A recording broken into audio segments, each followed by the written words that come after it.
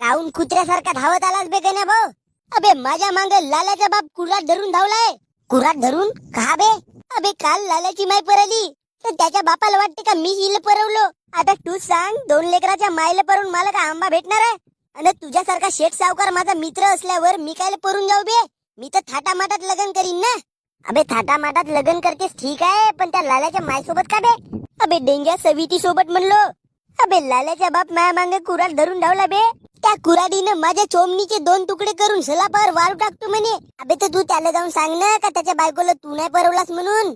अबे मी त्याला तेच सांगायला गेलतो, पण त्यानं मला पुरा नंगा समजून ठेवलं नाही ना. तर बरोबर आहे ना, तू नंगाच आहेस ना. अबे हो, पण एवढाही नंगा नसू ना का कोणाच्या बायका परवून नेईन. तुझा का भरोसा?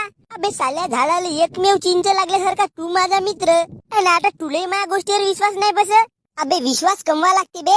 अबे कमवीन तेव्हाच ना जेव्हा मी वाचीन. तो कुऱ्हाड धरून आला गेला ना, माया चोमनी सकट तुझ्या गुबीचे 2 फलके करते. मग माझ्या गाऊन तर त्याला माहित आहे ना तू माझा दोस्त होस म्हणून. तर मी परून गेलो तर त्याच्या मागे तुझा हात असेल ना. जा भाऊ का